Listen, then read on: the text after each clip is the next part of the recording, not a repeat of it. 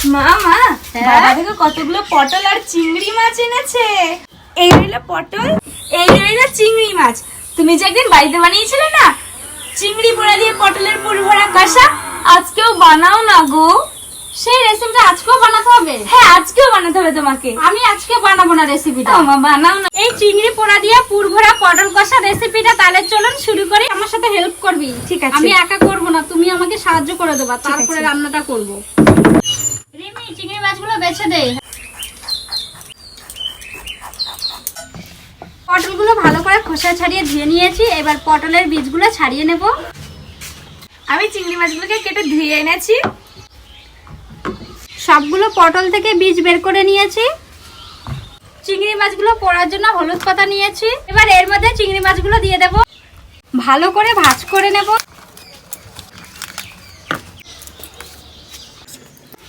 এবার চিংড়ি মাছটা পুড়তে বসিয়ে দেব। 5 মিনিট ভালো করে এক পিঠ পুড়িয়ে নেব।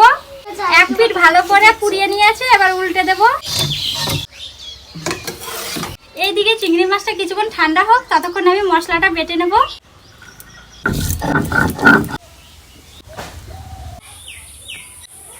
আদা আর শুকনো লঙ্কাটা একসাথে বেটে নেব। মা তুমি তাহলে রান্না করে, আমি তাহলে যাই, রান্না হয়ে গেলে আমাকে ডাকবে। ঠিক আছে, তুই যা, আমি রান্না করে ডাকবো তোকে। আমি আর এই পটলের বীজটাও বেটে নেব। এবার পাতা থেকে চিংড়ি মাছগুলো বের করে নেব।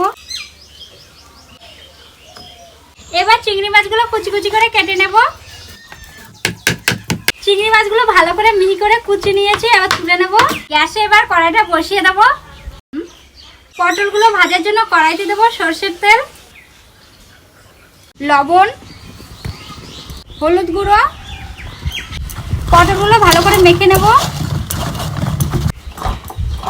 তেল গরম হয়ে গেছে, এবার পটলগুলো ভেজে নেব।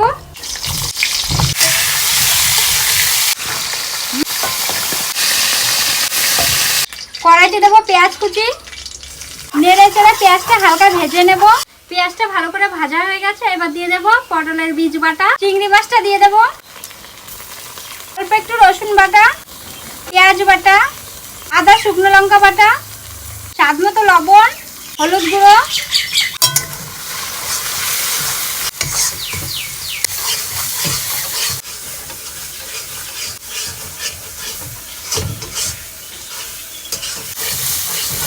চিংড়ি মাছের পুরটা হয়ে গেছে, নামিয়ে নেব। আবারও কড়াইতে দিয়ে দেবো সরষের লঙ্কা গোটা জিরে, দেব রসুন বাটা, পেঁয়াজ বাটা, লঙ্কা বাটা। 2 মিনিট ভালো করে তেলের মধ্যে মশলাটা ভেজে নিয়েছি, এবার দিয়ে দেবো সমস্ত গুঁড়ো মশলা, লবণ, হলুদ গুঁড়ো, জিরে গুঁড়ো, অল্প একটু মশলা ধোয়া জল। মশলাটা ভালো করে এবার কষিয়ে নেব। মশলাটা ভালো করে কষিয়ে নিয়েছি, এবার দিয়ে দেবো জল। ঝোলটা কিছুক্ষণ ফুটতে থাকুক, ততক্ষণে আমি পটলের মধ্যে চিংড়ি মাছের পুরটা ভরে নেব। এবার আরেকটাতে চিংড়ি মাছের পুর ভরে নেব। দেখুন ভালো করে পুর ভরে নিয়েছি। একে একে সবগুলো পটলের মধ্যে পুর ভরে নিয়েছি, লাস্ট একটা বাকি আছে, এটার মধ্যে পুর ভরে নেব। পটলে পুর ভরে নিয়েছি, সবগুলো পটলের মধ্যে পুর ভরে নিয়েছি। পুর ভরা পটলগুলো ঝোলের মধ্যে দিয়ে দেব।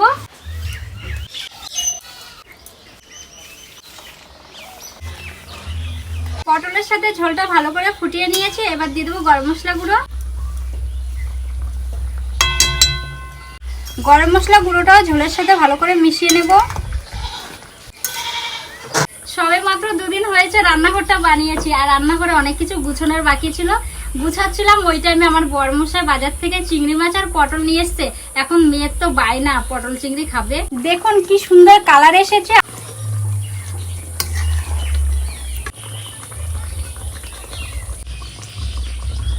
চিংড়ি মাছ পোড়া পুর ভরা পটল কষা রেসিপিটা হয়ে গেছে। মেয়েকে খাওয়ার জন্য ডেকে নিয়ে আসি। ওয়াও মা, কালারটা তো দারুণ, আর গন্ধটা পুরো দারুণ। গন্ধটা দারুণ এসছে না? খুব ভালো এসেছে। যে তোর জন্যই তো বানিয়েছি, তোকে একটা দিই।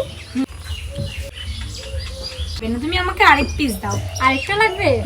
আচ্ছা ঠিক আছে, ঠিক আছে দিচ্ছি। একটু পটল ভেঙে নিই, ভালো করে মাখবো। হ্যাঁ,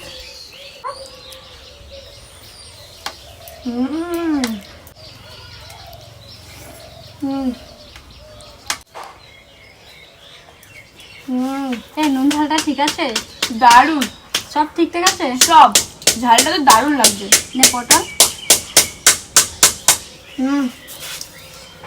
মেয়ে তো বলছে ভালো লাগছে, আমি একটু খেয়ে দেখি।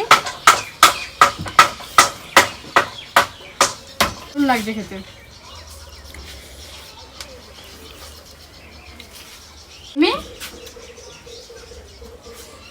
খেতে খুব টেস্টি হয়েছে, আপনারাও বাড়িতে একবার বানিয়ে খান, দারুণ লাগবে আপনাদেরও। আর খেয়ে কমেন্ট করে জানাবেন কেমন হয়েছে। সব মিলে এক কথায় অসাধারণ।